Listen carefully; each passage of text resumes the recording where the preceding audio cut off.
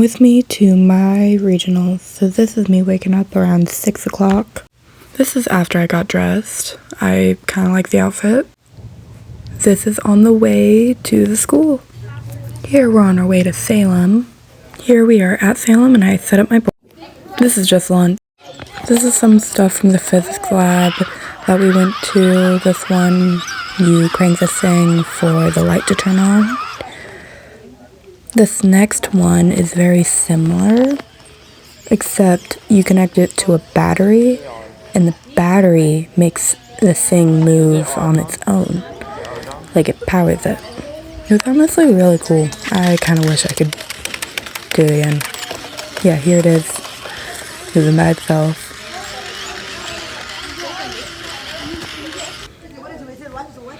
And then here's some of their, the animals we saw at the physics lab. Shark, sea lion, a couple of really cool things. Hammerhead shark. No. Yeah. Joseph, move. Share. Look at its mouth. Come here. My friend thought a goose was a duck. Platypus. You guys can pet the quail, you know? Demogorgon is what my friend said. Cool little color changing thing. Physics are cool, so I don't know.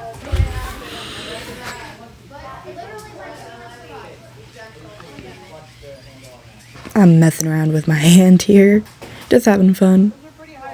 The human body. That was an interesting one. Lots to do with the human body over here. Still in the physics lab, by the way. This was a long time in the physics lab. This was all women stuff, so you can skip this if you don't want to see it. This isn't. Again, physics lab. This was really cool. I like this. This is in a different lab. This is in, this is the rocks area. I don't remember what room we were in, but it was really cool. This is all space stuff. You don't have to stay if you don't want to. This is around 20 minutes long, but I encourage you to stay. It was super fun and entertaining. Part of the sky, and then set in the west. Wow. And one of the things I really like about running a planetarium is that I can get to literally control space and time.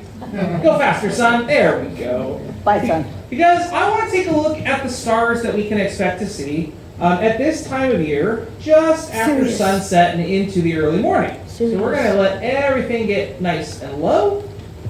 And now we're going to see the sky as you can imagine it from a truly dark location, aka not my backyard here in Salem. So if we turn our atmosphere back on, we can actually see just how much of an impact that has on the sky. Whoops, too early. Set some more, son. There we go. So this is about the best I can hope for from Salem here. There are some very bright stars. Jupiter in particular is very bright at this time of year. But if you're able to get away from the city lights, you will get a sky that looks frankly more like this. Whoa. So on a truly clear, dark sky, you should get somewhere in the neighborhood of 15 to 20,000 stars. This is maybe 2,000. And what I want to do is do a little bit of searching, pointing out things like bright constellations, their names, and a little bit about how we navigate the sky and recognize patterns in the stars. I see our constellation. I'm sure you do. In fact, for everyone else, we're going to add in some cheats because I can add in some constellation labels. Oh, hold on. My phone turned off right about here, so it's a different video. Colors. We have the so-called blue supergiant Rigel in the bottom right-hand corner, and we have the red supergiant Betelgeuse up in the top left. And so if you look at it in the sky, you can actually see that they are distinct colors from each other. On top of that, Betelgeuse here is one of our best candidates for a star that is going to go supernova soon. Now that's soon in astronomy terms, which means somewhere between tonight and the next 600 years. So we unfortunately don't really know too much about what a star does right before it goes supernova, but I, for one, am very excited about this. First of all, Betelgeuse is about 600 light years away. That's far enough away that it is outside of the so-called splash zone. And when this thing goes supernova, it is estimated that its brightness will become 20 times brighter than the full moon. That is so bright that if Betelgeuse goes supernova during the nighttime, it will be like so bright you can read a book under its light. That is so bright that if Betelgeuse goes supernova during the daytime, you can't miss it. It will be visible in the blue sky. I want to see that, please. That sounds awesome. Now, from Orion, there are a few other constellations we can look for. If we come from Orion, we notice that his club is raised. He's like looking in this direction, really at the red star Aldebaran. That is because Aldebaran is part of the constellation Taurus. And so we have a bull bearing down on our hunter. And from Orion, well, a hunter isn't going to go off on their own. Down here we have the bright star Sirius, the brightest star in the night sky, which is actually part of the constellation Canis Major. Who's Canis Major? Sitting here, watching what's happening, and noticeably doing nothing about it. Well, if we look at Canis Major, and we think, well, Canis dog, Major big, the existence of a big dog implies the existence of a little dog. Yeah. To find that, we have to come up here to another bright star in the sky.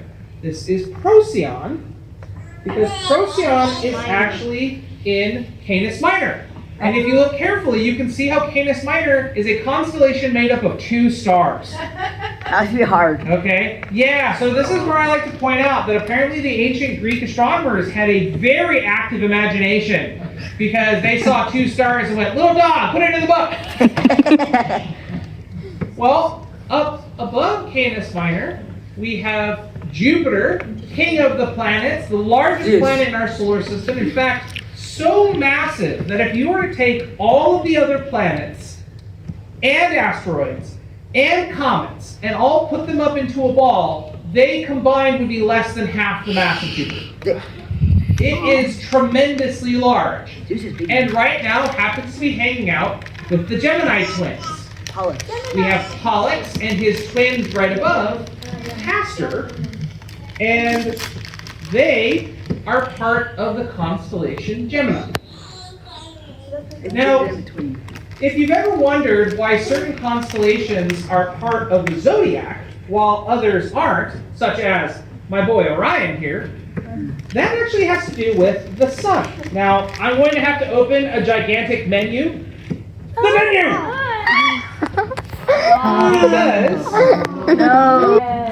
Because this line is what is called the ecliptic. The ecliptic is the path that the sun takes on the celestial sphere over the course of 1 year, moving approximately 1 degree each day.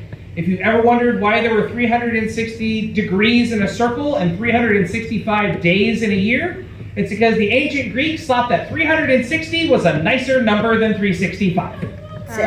So we have our path that the sun takes, and now we really have to kind of imagine to know when the sun is in Taurus is an extremely difficult observation because when the sun is up, you can't see any of these stars. So ancient astronomers had to observe the night sky, plot it as if it were on a sphere, to work out based on what stars are up at night to imagine what stars are up during the day. So if you are a constellation that is on this orange line here, you are part of the zodiac. I can see myself, guys. And if you are not on the zodiac, such as Orion or Ursa Major up here over our left shoulders or Canis Major down below, well, unfortunately, you don't get to be a zodiac sign. Where's Ursa Minor? I'll get to Ursa Minor in like 5 minutes. It's over there, guys. Trust. Yeah, it's technically behind, but I'll move the dome around. Okay.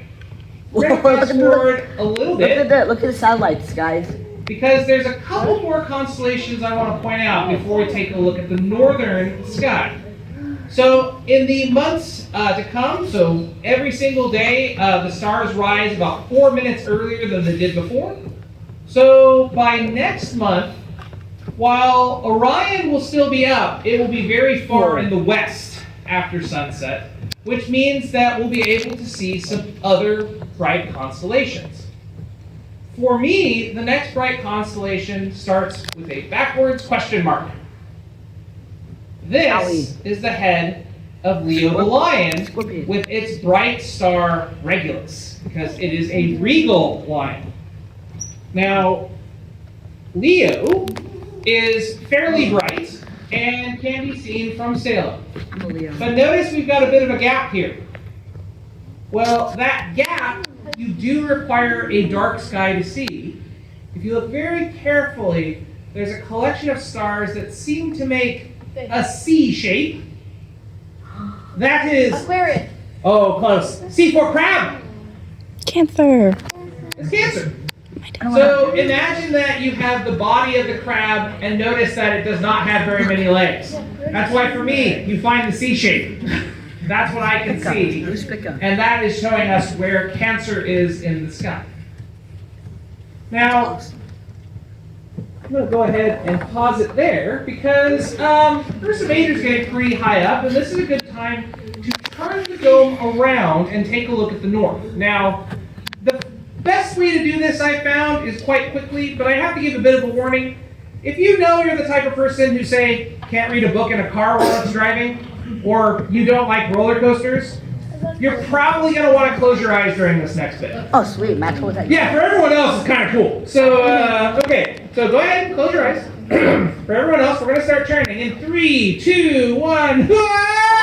Whoa. Yeah. All right, there we go. Okay, so go ahead and open your eyes. We are now looking to the north. Now we can see Ursa Major, and of course it's upside down because we've turned our view around. And more importantly, we can see the Big Dipper with the cup and its handle making up the nice long tail of the Big Bear, which I think says a lot about how many bears the ancient Greek astronomers saw in their lifetimes. But then I remembered that bears are native to Greece. And I did, well actually, I was about to say I did some research. No, I did, one of my planetarium workers did. And she found that there is a story about Zeus grabbing the tail of a bear and swinging it overhead and throwing it into the sky, thus extending out its tail. How could you use? Well, for us here in the Northern Hemisphere, the Big Dipper is always visible, even as the sky itself turns. All the Big Dipper seems to do is rotate around that central point that we call Polaris. Now, the way to find Polaris is first take the two stars at the end of the cup. They are sometimes referred to as the pointer stars, and if you follow a straight line down, and then you go that one. Notice there's a bit of deviation there. The universe is not that convenient. But we are actually able to find Polaris, our North Star, and if we look carefully, we can even see A Little Dipper. a Little Dipper coming off of that, because that Little Dipper is Ursa Minor, our little bear. Now, for us, this is how we see the sky turn. The reason why Polaris is so significant is because it happens to be almost directly above Earth's North Pole. But what about the South Pole? Well, one of the things that I feel really fortunate about in my career before I became a teacher, I was an astronomer in astronomy grad school. I got to go down to the Southern Hemisphere. Specifically, I got to spend some time in Australia for observing. And one of the things that I had kind of known about, but hadn't really thought about, is what happens when you go down to Australia. So there's Taurus, That's a sun. and there's Orion, and there's Gemini. But what is different about them? They're upside down. They're upside down. It's almost like the Earth is some kind of ball shape. Oh my goodness, really? I know. But this really made me feel like I was falling off the Earth. To look and see the stars that I'd always known, but to see them upside down. But wait a second, we don't want to see the same constellations that we can see here in North America. What we want to do is we want to look farther south. Which, to do that, means I have to rotate the view again. So if you didn't like that the first time, spoiler alert, the second time's a lot like it too. So go ahead and close your eyes. I did not. For everyone else, in 3, 2, 1, whoa! Too far, come back. All right, here we go. Now, the first thing that we may notice, looking to the south, is that, well, there is no South Pole Star. In fact, the Northern Hemisphere is very fortunate right now. We have Polaris. It happens to be very close to directly above the North Pole. But when we look to the South Pole, we don't really see anything. Now, we can cheat, and we can add what's called the equatorial grid. Whoa. And we can see where that South Pole star should be. But there's just nothing there. I can see the North Star, or no, wait, the Northern Cross. Yeah, you may be able to see like Canopus here, and in fact, if we Where's want to see the Capricornus? entirety of the southern hemisphere of stars, I have to open the big man. Because here are all the stars you can't see from Orion. We have Centaurus, Cygnus, Apis, Octans, Reticulum, which is just Crater. yeah, like all of these things. Sex. My personal favorite, Tucana. It's a toucan.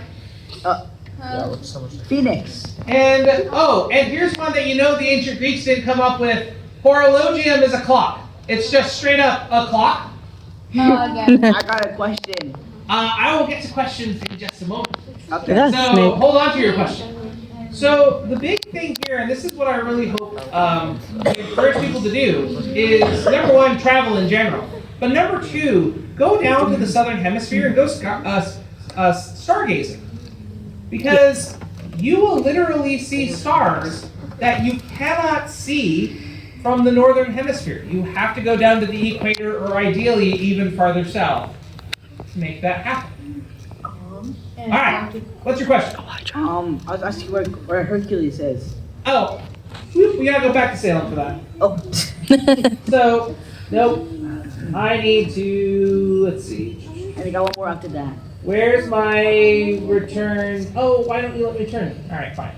Yeah, we're just gonna come up here. Dang, that is reasonably close to Salem. We're like Eugene. I want to count it close enough.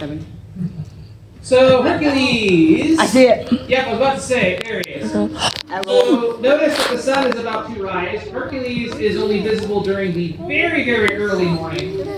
But one of the things that I always kind of stress for folks is that if you want to learn the constellations, you have to start looking for patterns.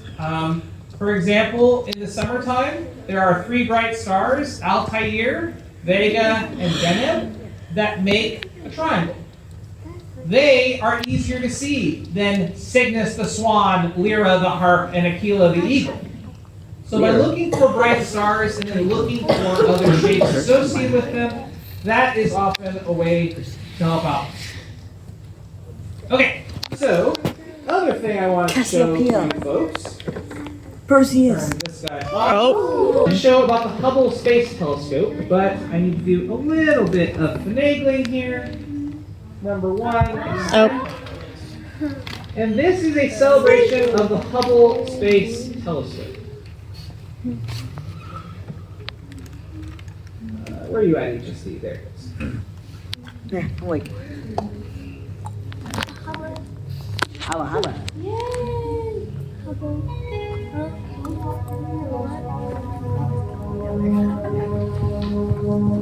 Oh, that looks so cool.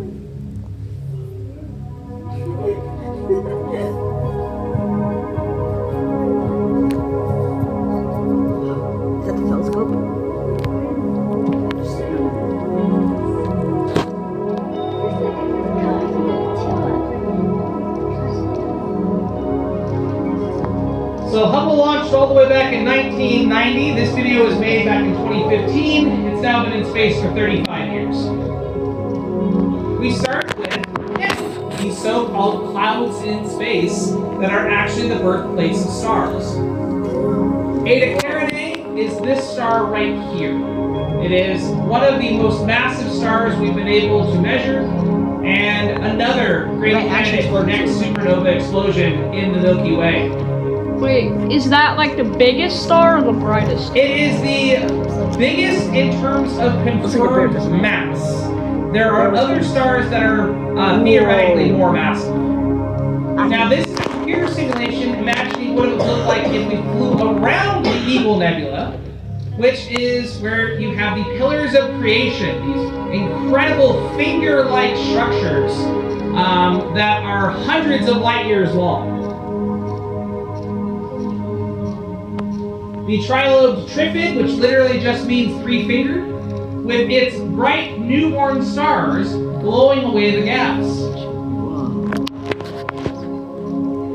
This is that same Orion Nebula picture that we saw at the very beginning, but now zoomed in. Another laboratory of star formation just happening out in space. Whoa. This is now another computer simulation. There are these gigantic groups of stars called globular clusters that are all gravitationally bound to each other, much like this. It looks like bugs. Kinda. We move from stellar birth to stellar death. When a star like the sun dies, it blows off its outer layers and forms a nebula like this, which is unfortunately named a planetary nebula. It has nothing to do with planets. It's just old astronomers didn't know what they were talking about. We didn't bother to change the name. In the very center of this is a core remnant known as a white dwarf. A star about as massive as our sun, but about the size of the Earth. Well, not technically a star, it's a core remnant. I can see it. Now imagine flying through one of these nebulae. What we're seeing here are the blown off pieces of the star's outer envelope. As they evolve, they expand and can push material outward. This, in comparison, is a supernova remnant from the year 1054, known as the Crab Nebula. Notice how much more torn apart it looks. Supernova 224. When it comes to other supernovae, we usually see them in other galaxies. And you can have a single event be brighter than the billions of stars that are in a galaxy combined. Andromeda, female galaxy. Yeah, I don't try to guess what the spiral galaxies are anymore. They all look the same. This is the pinwheel. That's Andromeda. If I blink this one, yeah, there's the whirlpool, sure. What we're seeing are these gigantic star-forming regions that happen to make spiral arms. Now, not every galaxy has spiral arms. Here is the Cigar Galaxy, which is actually two galaxies merging together and triggering a starburst, where it is creating hundreds of new stars every year. Whoa. Now we're zooming out to look at the larger structure of the universe. The streaks of light you're seeing here are actually from gravitational lensing. It is the gravity of this supermassive galaxy in the middle here that's bending and warping the light from galaxies behind it.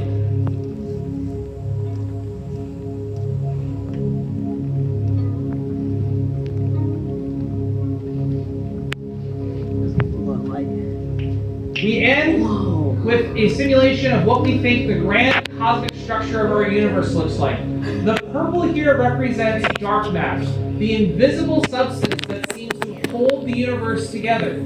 Each of these dots represent a galaxy with billions of stars, each kind of lining up along these dark matter filaments, almost like cobwebs.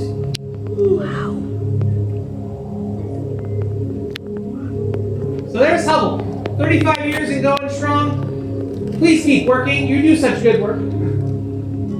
One question about this. What's your zodiac sign? I forgot to record awards, so this is on our way back home after I figured out I didn't win.